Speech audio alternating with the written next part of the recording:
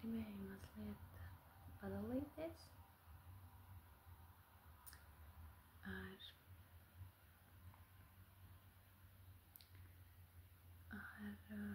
to, ko nozīmē procesēt kaut ko kopā ar bērniem.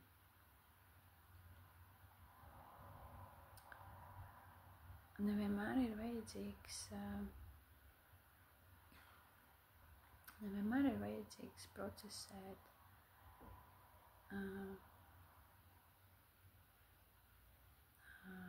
ārpus bērniem, ārpus šīs te vides. Īpaši tad, ja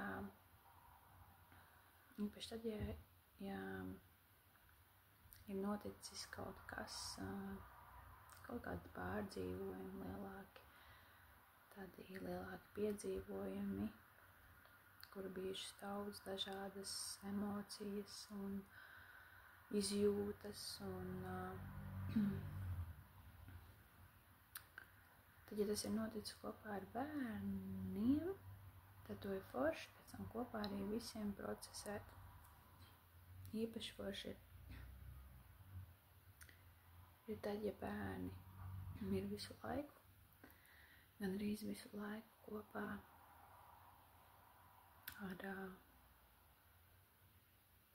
ar atbildīgo personu vai vecākiem.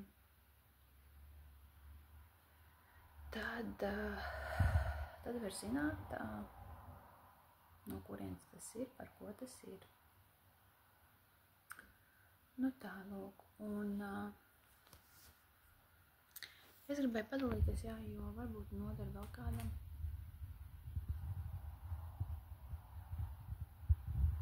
Man liekas, tas ir baigi svarīgi. Jo tas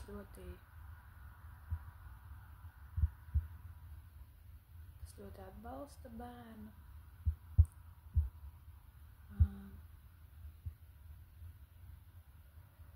Jā, un arī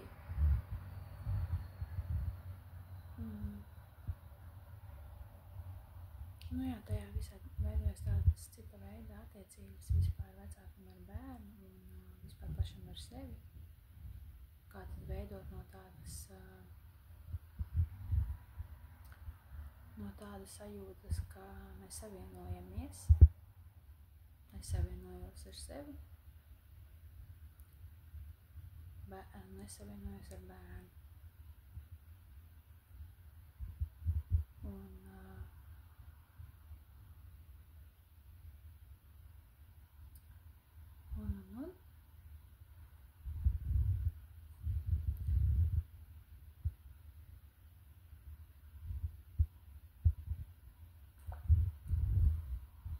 es negribu baigi iedziļināties mūsu pieredzē. Varbūt par to es sīkāk kaut kur vēl pastāstīšu, jo man ir doma pagaidām veidojās kanāls Telegramā, kas izveidojās arī esot pie gaujas. Es domāju, ir jāizveido kanāls, kurus varēšu dalīties.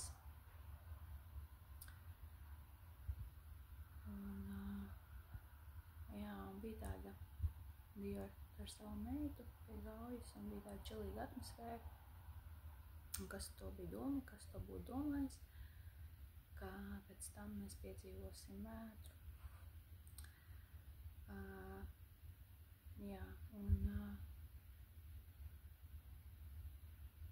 Un tad mēs piedzīvojam šo te vētru.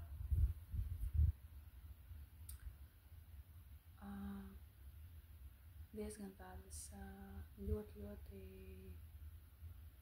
vienu brīdi bija ļoti bailīgas izjūtas, bailes lielas, ļoti kā apdraudētā mūsu dzīvība. Respektīvi mums virsū arī varēja uzgāzties koki. Mēs bijām tieši pašā epicentrā, kad tiešām krita koki un mēs skrējām patvērties uz vienu māju. Nu tā. Un, protams, ka tas ir pārdzīvojums. Tas ir piedzīvojums. Un tas pēc tam ir jāpārstrādā. Tā kā jebkura trauma vai jebkas tāds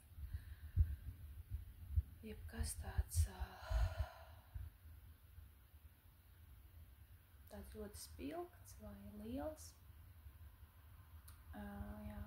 Viņš pēc tam vēl vairākas dienas apstrādājās, un pēc tam vēl var, tā ir tādas kā atblāzmas. Un, Un mūsu gadījumā, ko mēs darījām, mēs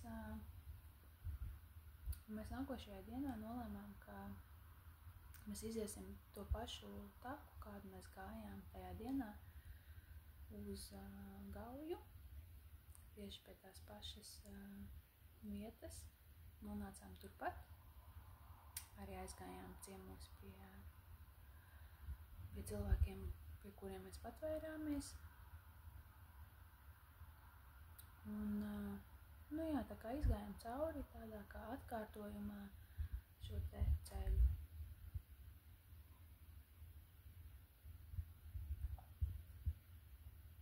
Un, protams, tajā visā ceļā bērniem ļoti lielas emocijas, un viņam visu vajag izstāstīt un skaļi tā, un kad ir jātur koki krīt, un bāms, un bums, un vienkārši tajā brīdī ir jābūt klāt.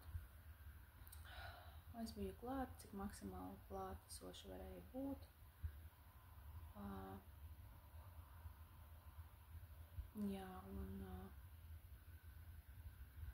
Un ļaujot viņiem izreaģēt šo te visu, izstāstīt un atļaujot tā kā ķermenim atļaut izprocesēt to, kas tajā brīdī nāk, tur skaņas, nezinu, tur vajag palēkāt, tur vajag pakliegt viņiem, un tur, visu to,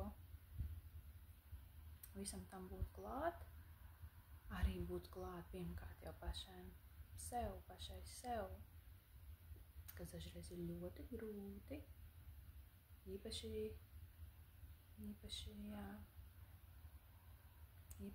nākošajā dienā bija ļoti grūti.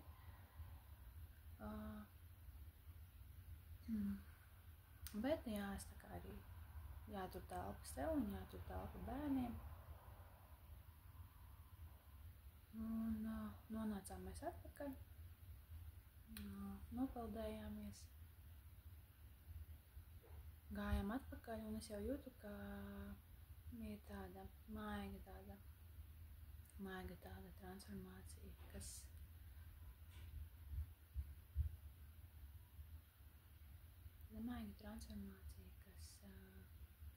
jau to ceļu,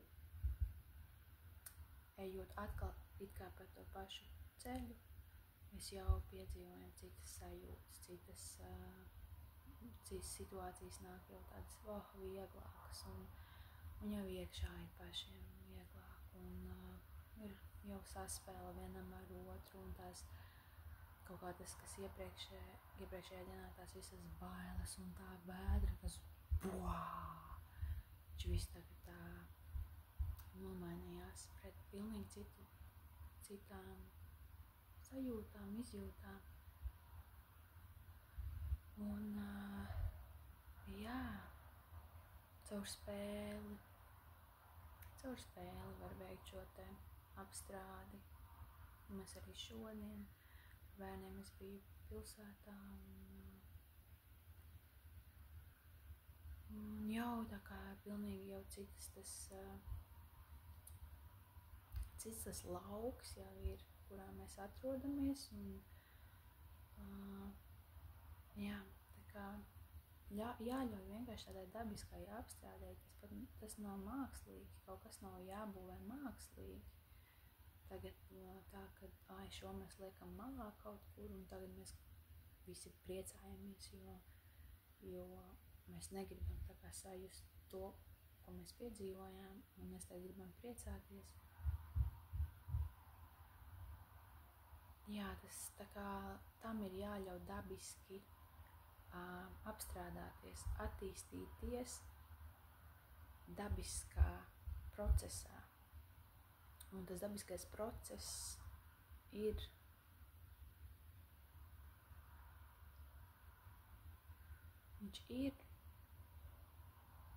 viņš ir īsts, viņš ir dzīves tas process, viņš ir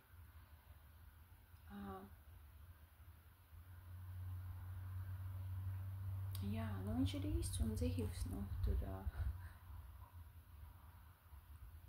ja tu dzīvo to dzīvi pa īstu, tad tu arī tu viņu dzīvo.